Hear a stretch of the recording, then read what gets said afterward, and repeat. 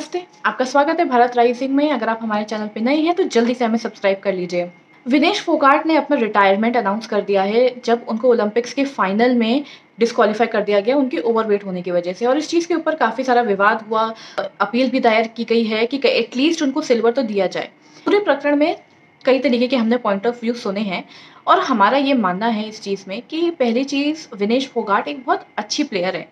तो डेफ़िनेटली एक प्लेयर होने के नाते, इंडिया को रिप्रेज़ेंट करने के नाते मुझे उनके लिए बहुत ज़्यादा ख़राब लग रहा है कि उनको डिस्क्वालीफ़ाई कर दिया गया 100 ग्राम ओवरवेट होने की वजह से।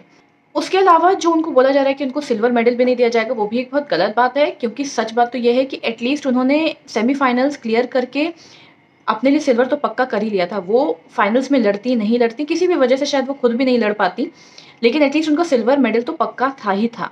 दूसरी चीज़, जो मैंने एक दूसरा पॉइंट ऑफ व्यू सुना, वो ये था कि विनेश फोगाट ने हमेशा ही 53 केजीज़ या 54 केजीज़ कैटेगरी में लड़ा है। रीज़न बीइंग कि वो उनका नॉर्मल वेट है। जब चंडीगढ़ में या पंजाब में कोई एक चैंपियनशिप हुई थी, जहाँ पे वो 53 केजीज़ चैंपियनशिप में डिस्क्वालीफाई हो गई थी उस टूर्नामेंट में पार्ट लेने के लिए। अंजू के थ्रू 10-0 से अंजू ने उनको हरा दिया था। तब इन्होंने अपने आप को 50 केजीज़ में रजिस्टर कराया और 15 केजीज़ में क्वालीफाई कर गई थी। और उसमें कई सारा विवाद भी हुआ था, जहाँ पे वहाँ के जो कंटेस्टेंट्स हैं चैंपियनशिप के, उन्होंने ये भी बोला था कि जब कोई एक रेसलर या एक एथलीट, एक स्पोर्ट्स पर्सन को एक ही वेट कैटेगरी में लड़ने का या क्वालीफाई करने का अलाउड है, तो विनेश फोगाट को 50 के जब वो 53 केजीज़ में डिस्क्वालीफाई हो गई थी, तो उनको 50 केजीज़ में लड़ने के लिए या उनको रजिस्टर करने के लिए अलाउ ही क्यों हुआ? Fair point. दूसरी चीज़ कि उनके न्यूट्रिशनिस्ट पर्सनल थे, तो कई सारे लोग ट्विटर पे यानी कि एक्स पे ये भी बोल रहे हैं कि नरेंद्र मोदी जी ने ये करा दिया, वो करा दिया, ये सुविधा नहीं दी, वो सुविधा नहीं दी। तो पहली बात तो ये है कि उनके जो न्यूट्रिशनिस्ट थे, वो उनके अपने पर्सनल न्यूट्रिशनिस्ट हैं, वो उनके अपने पर्सनल डायटीशियन हैं, जो उनकी डाइट मेंटेन कर रहे थे उनको 50 केजीज़ कैटेगरी में रखने के लिए। जैसे मैंने पहले बोला कि 53-54 केजीज़ में वैरी करता है। ये तो हमारे और आपके समझने की बात है कि अगर किसी का वेट बढ़ जाता है या कम भी हो जाता है, तो उनका एक नॉर्मल बॉडी वेट होता है जिसको सस्टेन उनको करना ही पड़ता है, क्योंकि उसी में उनके जो न्यूट्रिएंट्स हैं, उनकी बॉडी की रिक्वायरमेंट्स हैं, वो उसी में पूरी होंगी। अब क्योंकि वो 50 केजीज़ में लड़के जीत चुकी थी एक चैंपियनशिप भारत में, तो इसीलिए उन्होंने 50 केजीज़ में ही यहाँ पे भी ओलंपिक्स में भी लड़ा। बट क्योंकि उनका वो नॉर्मल वेट नहीं है, तो may be for any XYZ reasons वो उस वेट को एक्सीड कर गईं, क्योंकि सेमीफाइनल्स जीतने के टाइम उनका वेट 49.9 केजीज़ था और उसके बाद उनका वेट अचानक से एक रात में 52 केजीज़ हो गया, जिससे रात में उन्होंने सोया नहीं, काफ़ी सारा स्वेटिंग किया, खाना भी नहीं खाया, जिससे उनका weight within the limit आ जाए, बट वो नहीं आया एंड अल्टीमेटली वो डिस्क्वालीफाई हो गई।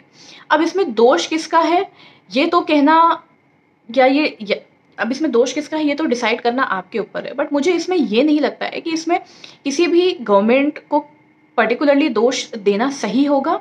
रीज़न बीइंग कि अभी जब से नई सरकार यानी कि बीजेपी की सरकार आई है, तो जो भी ड्यूज़ थे स्पोर्ट्स पर्सन्स को, वो तो उनको डेफ़िनेटली मिले हैं, उनको वो अच्छी फैसिलिटीज़ मिली हैं जो उनको पहले नहीं मिल रही थी।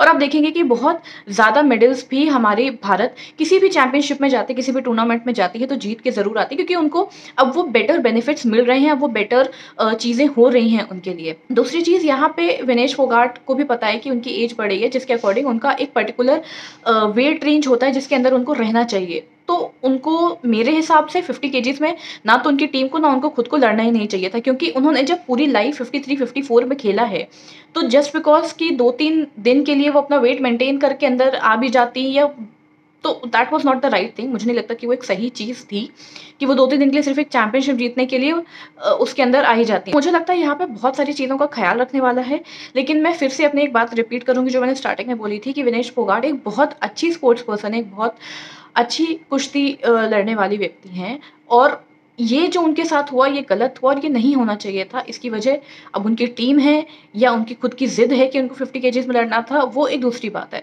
बट उनके साथ ये नहीं होना चाहिए था, और शायद इसी से उदासीन होके उन्होंने रिटायरमेंट भी अपना अनाउंस कर दिया।